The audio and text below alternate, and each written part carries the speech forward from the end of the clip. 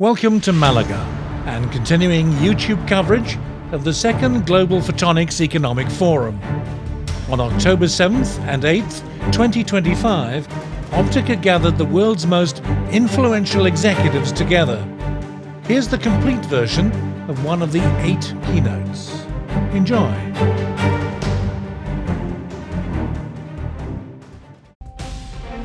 Ladies and gentlemen, for our next keynote, please welcome Scott Keeney, co-founder and CEO of nLight. Since founding nLight in 2000, Scott has led this public company to become a global leader in high-power semiconductor and fiber lasers, enabling next-generation applications once thought impossible. We founded nLight with the conception that semiconductor lasers would scale power by combining multiple single emitters. In fact, the N in our name stands for integer. We're a little nerdy. With a portfolio of over 450 patents, nLight continues to push the boundaries of laser power and precision, transforming several industrial markets and offering scalability in next-generation microfabrication.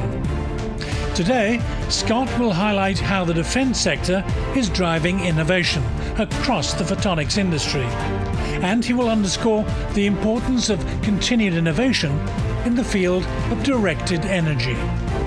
Please join me in welcoming Scott Keeney. Thanks, Jose, for the nice videos. First time I saw it. Very well done. So what I'm going to do today is not give you a pitch on nLight. We're a high-power semiconductor fiber laser manufacturer.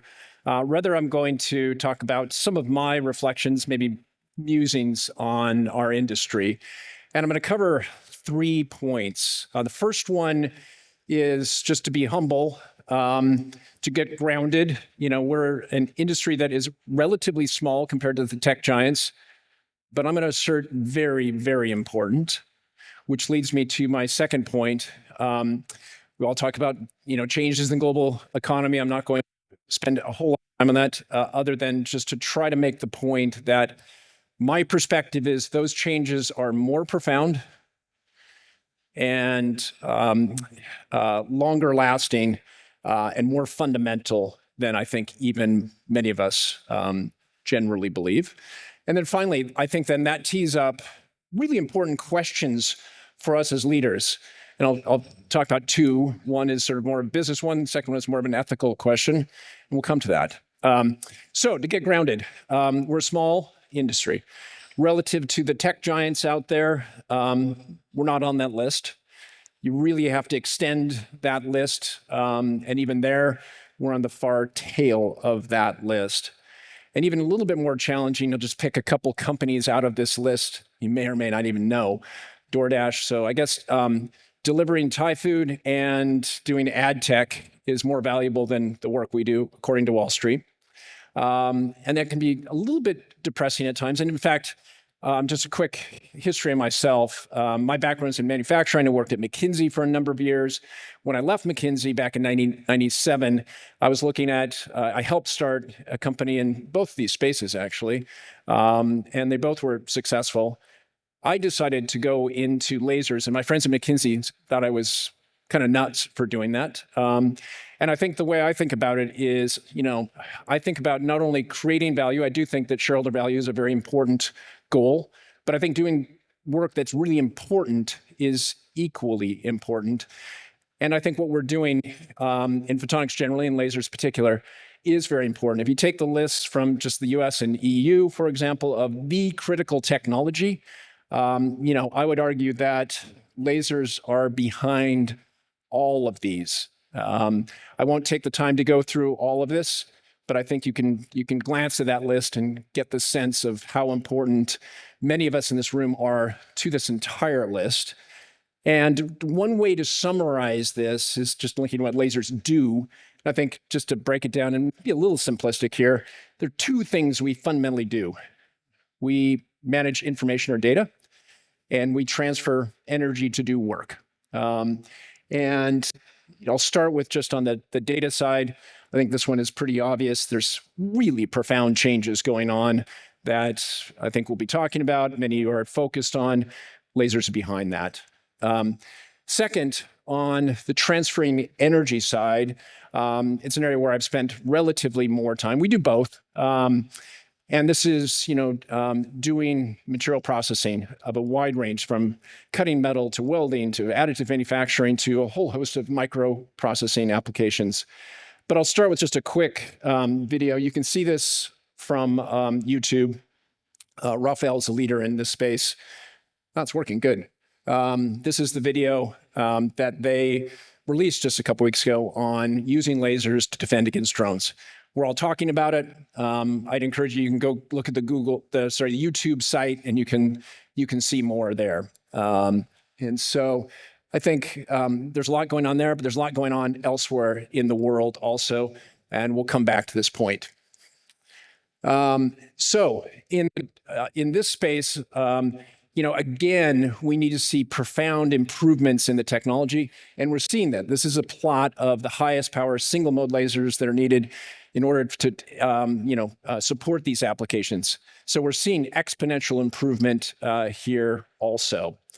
And to summarize, behind, I think, these applications is the semiconductor laser. And just to go back in time to what Hall came up with in '62, there's been profound changes. And I just want to note that, a few years after that, that's when Gordon Moore published his paper. And I encourage everybody just to download this paper. It's really short. And I think it's something that is often misunderstood, that Gordon Moore was asserting some law. Wasn't. But it was his musings on what was going on. And it's worth, reading this. There's really only one figure in his paper, which he had sort of 5 data points, and he didn't predict. He sort of suggested that, maybe this will remain constant. And as we all know, it did for quite some time. It's now morphing into different ways of thinking about Moore's law. But I think the point I want to make is that semiconductor lasers, we had sort of 5 data points that we used when we started nLight in 2000. And similarly, we have focused on cramming more photons into fiber for doing various applications. And we're seeing that enable these growing markets. So markets have grown. It's been a really exciting time across a wide range of applications that I won't go into details of all those. The thing I want to focus on now is just how our markets have changed in the context of the global economy. So if you take this is just high power lasers, this market, and break it into China and the rest of the world, you get something like this, roughly 50-50 maybe. Just depends on how you think about it. If you then convert that into, instead of dollars or euros, if you convert it into volume or megawatts, you get something that's even more profound, something like that. So roughly, it may be a factor of 10. And if you look at that compared to other industries, lasers, maybe high power lasers, maybe it's 90-10, something like that. Drones, similar, batteries, et cetera. It's only when we get into a few other segments that you get a different mix. And I think that represents an important set of challenges. It's not per se good or bad, but it represents significant challenges. And the challenge that I'd like to emphasize here is a quote from Andy Grove, quote from 2010 about the importance of scale. So in discrete manufacturing, there are scale economies, and it's important. I think in process manufacturing, like semiconductors, they can be quite profound. And I think that's the point that Andy was trying to make here. And I think in our industry, this is important. And we're familiar with the sort of volume cost curves. So volume is important for cost. But I think in addition to that, you get sort of quality and even performance curves that you simply don't have a real product until you have some scale. And then as you continue to ramp that scale, that product gets better and better. So volume matters. It matters a lot. Where that minimum efficient scale is depends on the industry, depends on all kinds of particulars. But nevertheless, there's this fundamental challenge that is faced as volume, there's a difference in volume. So, and I think losing that ability to scale is related to how well we innovate. And I think that's a point that I know, at least in Washington, D.C., is not as well understood as it could be, and sort of advocating that we all need to think about this. So with that, then come to the more specific challenges that I see from the global economy. And again, I don't want to sort of retread all kinds of basic facts, but what I want to get across is that, at least my point of view, is that these changes are more profound and more lasting than I think many imagine.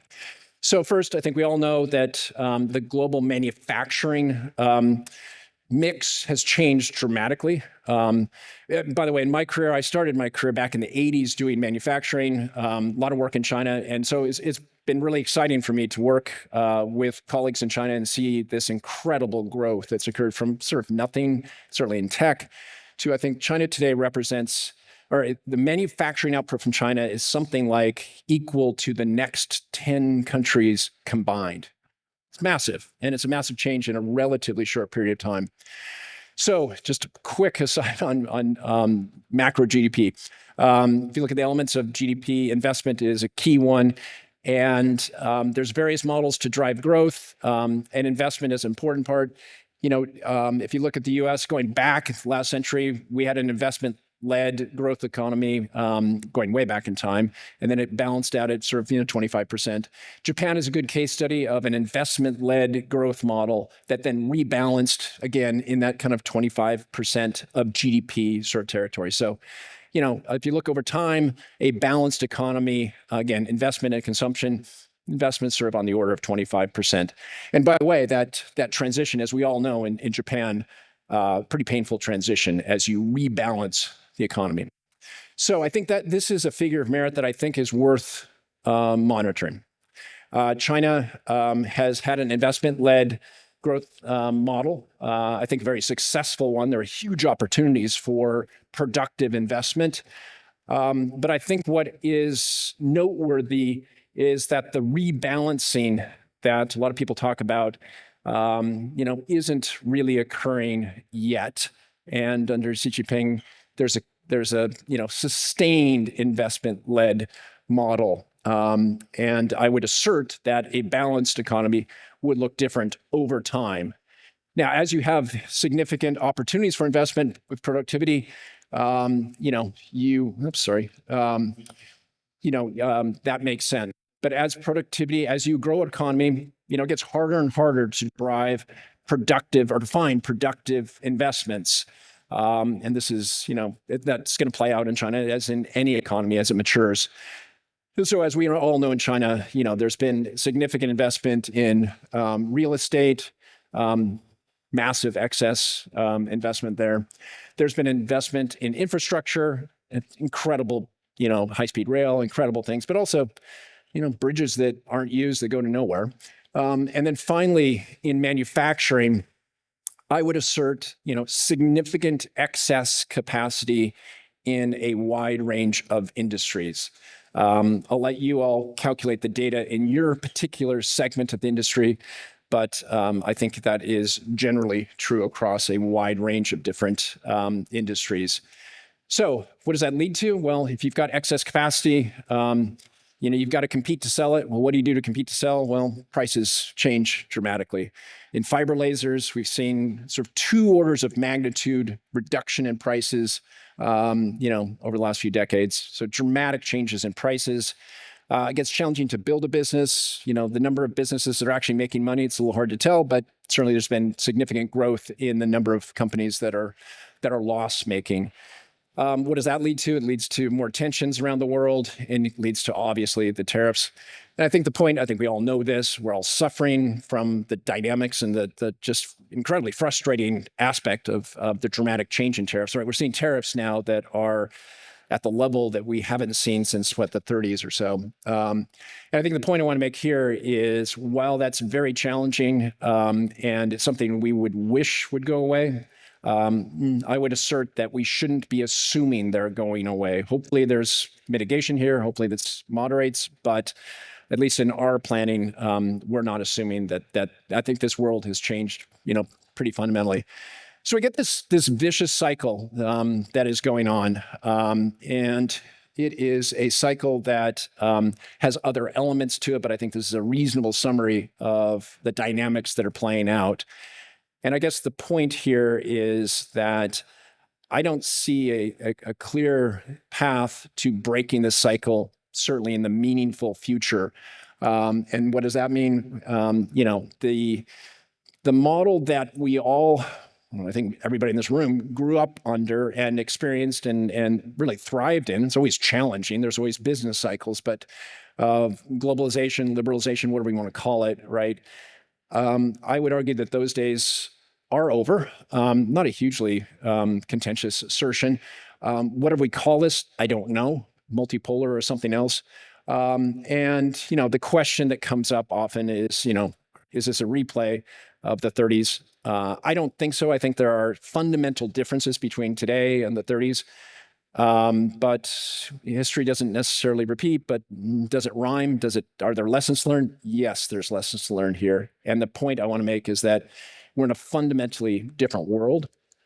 In a world in which, this is a quote from Bill Clinton, it's 2001 that I think the world changed really fundamentally. And at the time, there's a tendency now to disparage comments like this from the past. And I wouldn't do that. I think that, Clinton's comments, there's a wide range of other comments from both the left and the right about hope. And certainly I shared that hope in 2001. And I saw dramatic improvements in the world as we liberalized and we had growth. But sitting here today, I don't think this is a rational way to expect how things are going to evolve, and those days are over. So what does that mean for us? What do we do about that? And I'm going to tee up sort of two topics that I think that we think about at nLight, and I'd encourage more to be thinking about. First one is on sort of strategic decisions, strategic business decisions. Look, I think a China strategy is inherent in, I think, all of our businesses. That strategy is very difficult to navigate. There are a wide range. There's a spectrum of alternatives. This is by no means a complete list, but from top to bottom, I think you see a spectrum of different alternatives that can be pursued. And I think that the gradations and the differences between these are sort of an analog function. There's always a mix here, but I think there are fundamental choices to make across this. And I think it's something that, given the size and the change in the global economy, it's something that is something that should be front and center at every single, for every single board. Just a quick summary for going back to nLight. And I will, put this out there. This is what we've done. We went public in 2018. Something like roughly 40% of our sales are in China. We're certainly helping and supporting and part of the industrial transformation. China went from nothing to, when I set up shop there in 2003, to the leader in lasers for manufacturing, and we grew with that. In addition to end exposure, the bar chart, the line plots total revenue exposure to manufacturing the supply chain in China. Something like 70% was the number that we calculated back in 2018. So we go public 2018. The same month was a month that there was a decision in China to allow Xi Jinping to take over for a third term. And we're very fortunate. One of my board members was the ambassador to China, who knew Hu Jintao well and is steeped in what's going on. So we actually had a board meeting to talk through, this change. And I think that's a point that I would encourage. I think these sort of geopolitical changes are more relevant than they've been in the past. I mean, we always talk about geopolitics, and certainly at conferences like this, it's interesting over dinner sharing notes. And boards certainly should be talking about it, but I think it's even more important now to really get deep in this. So we made a decision as a board that we said, this third term is more meaningful than the world is really picking up. And so we said, we're going to pursue the de-risking strategy, which we did. We've grown outside of China, and we've de-risked our supply chain. So that's just one, very sort of summary perspective on a business decision relative to geopolitical changes, I think there's important ethical decisions too. And this one gets always a little more, they should be uncomfortable, right? And challenging. And in no way do I want to be contentious, but I do want to provide some food for thought. And I worked too long at McKinsey, so I've got too many 2x2s, apologize. So this is one. Business success, one dimension, that's necessary. It's not sufficient. I think pursuing a model that is ethical, I think, is requisite. And there's a tendency when we think about ethics to sort of pick a poster child that's just, quote, bad. So Enron is usually picked, right? And I think that doesn't help us. That lower left quadrant is not an instructive place to learn from. In fact, I would encourage everybody, if you're really interested, to go much deeper in Enron and to get into the details, that there's a tendency to draw caricatures of, quote, bad companies, and we don't learn much from that. So I'm going to pick another one. No one here's here from IBM, maybe not, anyways. And by the way, I'm not going to do this in a contemporary setting because that's too contentious. So we'll go back in time. We'll go back to Watson when the logo looked like this. When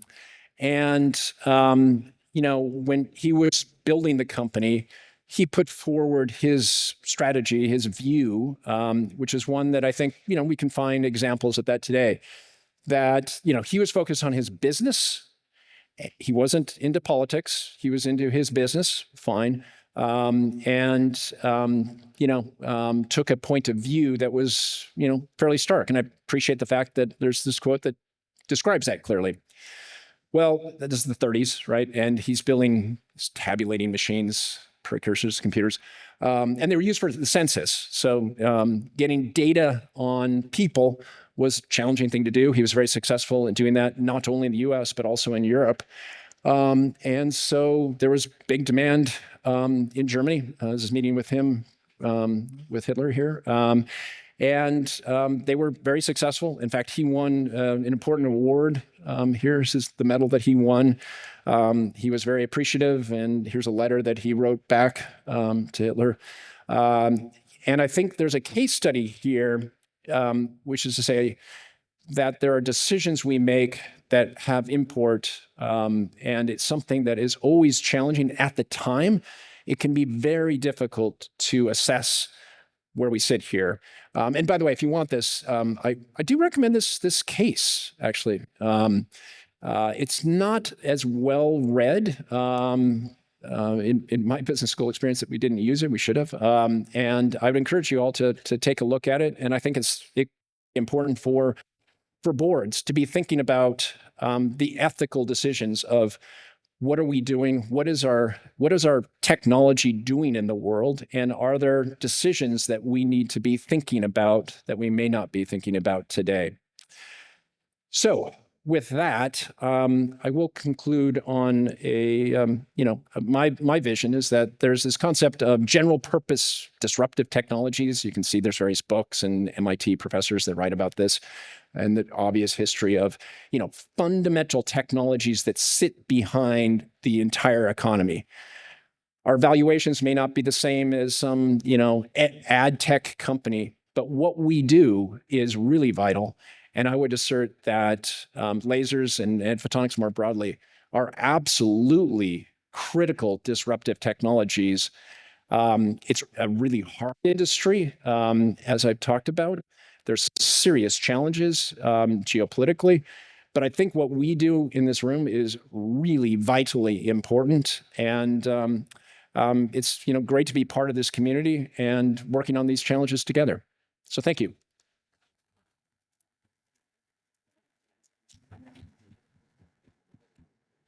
Thank you very much, Scott, for a really great presentation. I loved it. From the first slide to the last one, that was magic. Thanks, Jason. We have lots of executives here who want to help you in your vision. What kind of room for collaboration, cooperation do you see in the short term with nLight? For working together, any challenges for your potential partners here? So this is, I should be more selfish about nLight or? Selfish for 10 seconds, and then we go back to selfish. All right. Well, I can't do that. So anyways, I think this forum is a really good example of convening people from across the industry. And so,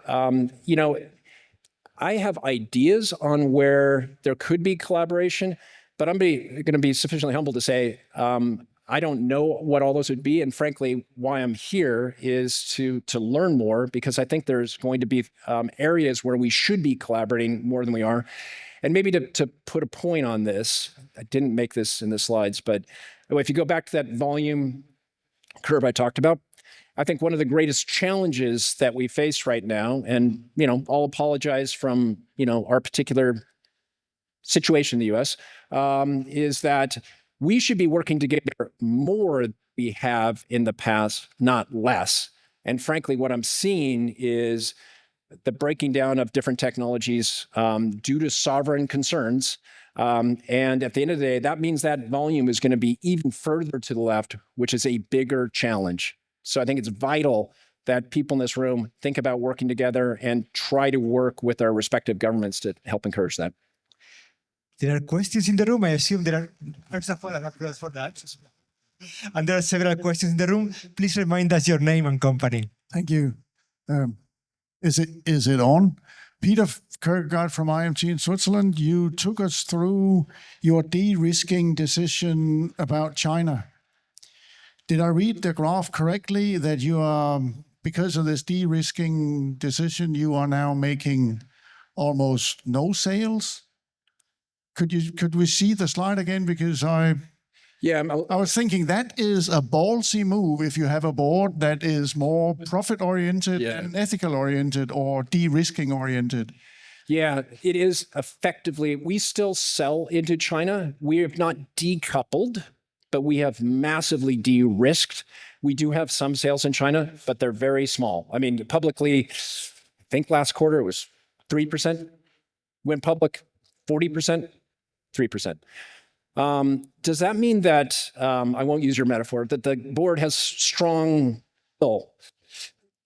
Yes, but I think also we have, unique opportunities to grow because of we're a dual use company. Historically, 50% industrial, 50% defense. When we went public, actually, defense was quite small. But because we are so critical to those applications, so that blue bar I showed, you see that we've grown and we've replaced that. That is a very challenging thing to do. And especially as a public company, to explain that to Wall Street has been, not easy. But there again, I would say that even for those Wall Street investors, as I took them through a more detailed set of slides to explain why we're doing this, they got it. They wouldn't give us credit for it in terms of our share price at that point in time. They said, hey, understand what you're doing, Scott, prove it out, right? And over time, we have proved it. So yes, it took a lot of guts. I do think that, I showed our experience. That would be different for everybody in this room, depending on the particulars of your industry. But I do think that it's something that the boards of directors should be addressing in a more pointed way than typically we see it. It's something you have to force. I had to force it with my board too. Everybody wants to talk at dinner about geopolitics, but when it comes to the, charts and graphs for the next AOP, okay, let's get down to business, right? And so you have to force it. And I think as leaders, we have to force those decisions to make sure that people are facing them squarely. Thanks. Thank you. Any further questions? Please remind us your name and company. Hi, Louis-Philippe, all the way in the corner there in the dark. Wonderful. Yeah. Louis-Philippe Lowe from the Meyer Lasers in Canada. First of all, thank you for a great presentation. It's very interesting to see the ethics being discussed. We don't see that often in these conferences. A bit in the spirit of that, in the past few years, we've seen a lot more interest from developed economies into the defense sectors, a lot of reinvestment there. I myself get asked a lot about defense projects these days. I was wondering, from your perspective, how do you manage all this defense interest? And most importantly, how do you make sure that the innovation that you're doing for defense projects also keeps serving your interests in your citizen markets? Good. Great question. Let me see if I can frame this for you. We have been a dual-use company since we started the company. So it's a core belief that I have, at least in our industry, in our technology, the two are important and the two work together. There's important differences, right? And there's tensions, right? If you're going to be in aerospace and defense, you have to put in place a lot of structure to manage that. Not easy to do, and it tends to be lower volume. But there's significant opportunities to do advanced technology work there that then supports the commercial side, and vice versa. The commercial side drives that volume that I talked about and drives other things that make the defense side real. So see if I can make this even more pointed. One of the challenges I see on the defense side is often I see a prototype demonstration from some company, and even large company, right, where some group of PhDs have demonstrated something. And I'll look at it and go, well, that's really cool, but it's not real. And it's not real until, at least in our industry, until you have some volume associated with it, right? And so that's one aspect that I see. And then conversely, on the commercial side, we've benefited because we've really pushed the bounds. And sometimes, DARPA asked us to do crazy things. Behind that chart I showed you there's an important DARPA program to drive efficiency. And literally, we went back to DC and we told DARPA they're crazy. It's not going to work. We were very clear with them about that, and they gave us the contract because we were clear, I guess. It ended up working over time. And so the two go together. And so there's sort of swords to plowshares, but there's plowshares to swords. And the two go together. And we've seen that where we've had applications that go across both. Hope that addressed it. Anthony Yu, former Vice President of Global Foundries. What's on your mind? Scott, very nice presentation. Thank you very much. I've got a question. When you look at de-risking production from, say, a country like China to an alternate place, how do you factor in talent? How do you factor in the scientific know-how? Exactly. In addition to friend-shoring it to a more hospitable place. So I'm interested in your example, what you did to surmount that. Well, it's a great question. Let me emphasize the question because I think that's profound. It was 2003. I literally packed up a small booth and went to China myself, and my board said, "Okay, we think you're kind of crazy." And frankly, I think most people in the laser industry said, "Nah, it's low end. Why bother, right?" But I had experience working in China going back to the 80s, and then the core experience I had was the talent.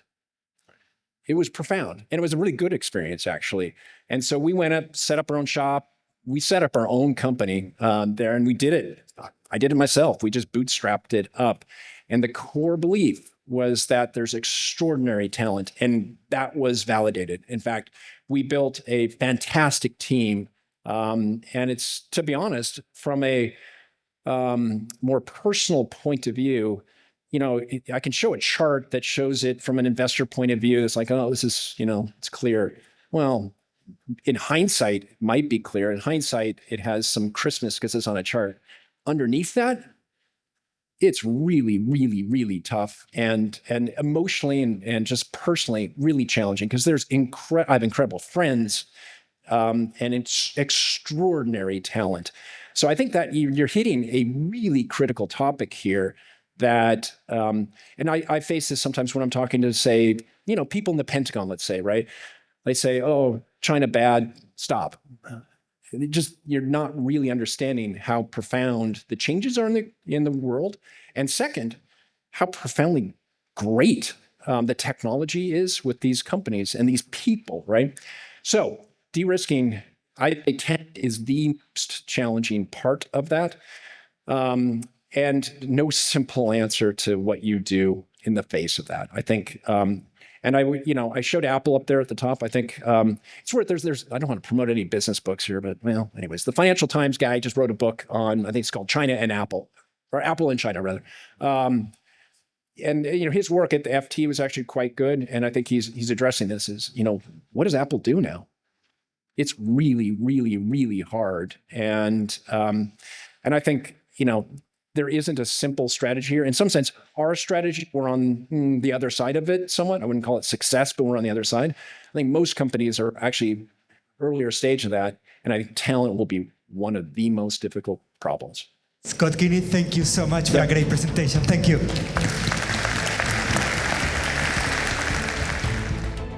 Thanks for watching this keynote. If you found it useful, please comment below, repost, subscribe to this channel, and save the date for next year, when we return to Malaga at the same time as ECOP.